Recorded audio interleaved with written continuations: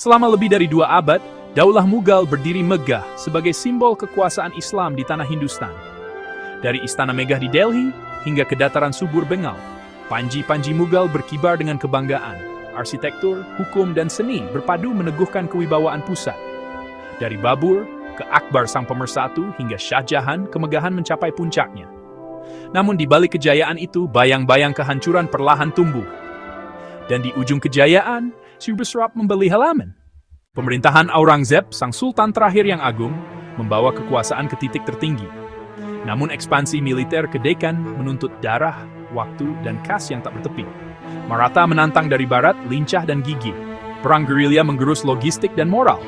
Untuk membiayai perang, pajak dinaikkan, beban rakyat kian berat, kebijakan religius yang keras menambah jurang, memupuk kecurigaan dan perlawanan. Dekret pusat menuntut kepatuhan total. Tetapi pemasukan merosot, pasar goyah, dan inflasi menghantui.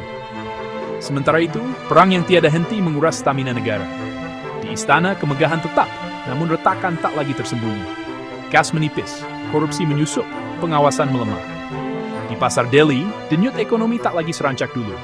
Awal kemunduran telah ditandai, meski drum perang masih membahana. Dari jantung Delhi hingga perbatasan yang jauh, ketegangan merayap tanpa henti. Seiring melemahnya genggaman pusat, wilayah-wilayah mulai memisahkan diri. Maratha di barat menantang dominasi lama. Bengal di timur mengejar kepentingannya sendiri. Dan di selatan, Nawab Hyderabad menolak tunduk. Rajput menjaga kedaulatan mereka dari benteng-benteng batu. Komunitas Sikh membangun kekuatan dan identitas militer. Para nawab lokal mengelola pajak, tentara, dan diplomasi, kian mandiri dari Delhi. Kontras mencolok. Kemewahan istana berdampingan dengan penderitaan rakyat. Tahta Delhi tetap megah, namun pengaruhnya menipis. Kekaisaran berubah menjadi simbol tanpa kuasa. Upeti terlambat, wakil-wakil daerah menawar loyalitas. Di jantung kekaisaran, malam terasa lebih panjang dari biasanya. Jalur dagang terganggu, keuangan pusat lumpuh. Dan dari cakrawala jauh, kekuatan baru mendekat. Di tengah kekacauan, kekuatan asing mengincar tanah Hindustan. East India Company berwajah dagang, namun berhati penjajah. Perjanjian dan tipu daya menundukkan para nawab. Pertempuran Plasi mengubah arah zaman, memberi kompeni kendali atas Bengal. Dari kas Bengal, kekuatan kolonial bertambah pesat. Garnisun didirikan, pengaruh menjalar ke selatan dan barat. Pelabuhan di barat menjadi simpul kendali baru. Tahun 1897, bara perlawanan menyala dari barak-barak sepoi.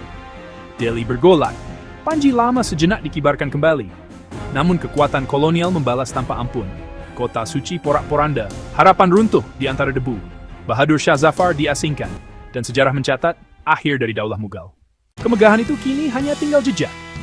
Namun, dari reruntuhannya, sejarah belajar bahwa kekuasaan tanpa keadilan hanyalah ilusi yang menunggu waktunya runtuh.